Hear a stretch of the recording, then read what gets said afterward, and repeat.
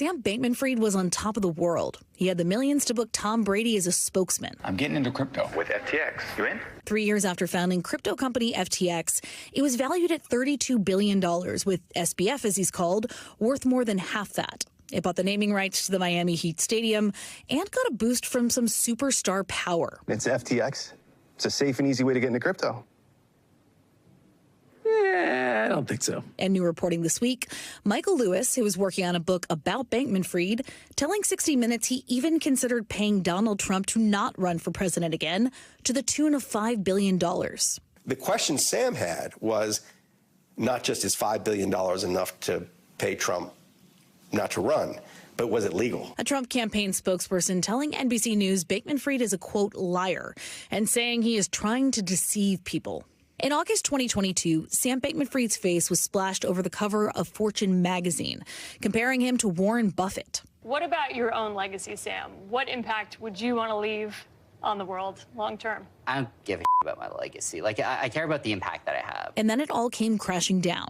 Holy hot dogs, the spectacular collapse of one of the world's largest crypto exchanges is being called bigger than Enron. There's so much we don't know. Well, here's what we know. He's broke.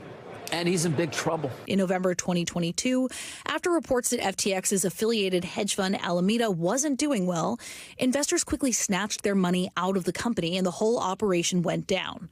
Within days, FTX filed for bankruptcy, and customers went down with it. I think it's fair to say that by anyone's lights, this is one of the biggest financial frauds in American history. In December, Bankman-Fried was arrested in the Bahamas, where FTX was based. U.S. federal prosecutors charged him with fraud, saying more than $8 billion of customer money went missing, and accusing Bankman-Fried of using their money to prop up Alameda. He pleaded not guilty. Now his trial starts in New York and could last several weeks. It'll consider whether Bankman-Fried spent customers' money on Alameda, real estate, and illegal campaign contributions. Prosecutors alleging he made more than $100 million in campaign donations in the 2022 midterms alone. From court documents filed so far, it appears that lawyers for Bankman-Fried could present an advice of counsel defense. That's where they would say that he was following the advice of the company's lawyers and didn't realize that what he was doing was illegal.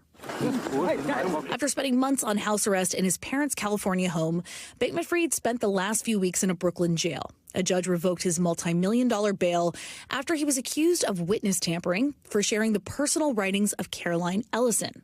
She was previously his romantic partner and Alameda's CEO. Now she's expected to testify against him. Mackenzie Sigalos is joining us now, and it is a fascinating scene setter to what we will see unfold starting tomorrow, Mackenzie. I'm struck thinking back when all of this was unfolding as that story was being played, how often Sam Bankman-Fried, even after these allegations came out, talked to the media. He was real chatty about a lot of this. Do we think he's going to actually take the stand? Might he continue that chattiness in court potentially? That's a great question. And what we do know is that during the 6-week trial, the C-suite of FTX and Alameda, including Bankman-Fried's former girlfriend and his best friend, are expected to testify for the prosecution. At this point, it's unclear whether Bankman-Fried himself will take the stand in his own defense. His counsel declined to comment, and we haven't yet seen a witness list. Now, the government also mentioned 2 more witnesses are finalizing immunity agreements, so some surprise testimony may be coming. We'll certainly be keeping an eye out to see who else might have turned on the former FTX CEO. But, Hallie, I agree. If his track record is any indication, we might be seeing him take the stand here. What about some of the celebrities that backed FTX, Mackenzie? They're getting sued now, some of them? Right. So celebrities who were paid to promote FTX, including comedian Larry David and former star quarterback Tom Brady, are being sued by a collective of investors who are seeking damages. That class action lawsuit makes a case that the FTX accounts offered were unlawfully being sold in the U.S. David and Brady are among other A-listers pushing to dismiss the suit, saying that they never pitched those accounts and did not cause the investors' losses. Mackenzie Sigalos, thank you very much. I know you'll be watching, so will we. Appreciate it. Thanks for watching. Stay updated about breaking news and top stories on the NBC News app or follow us on social media.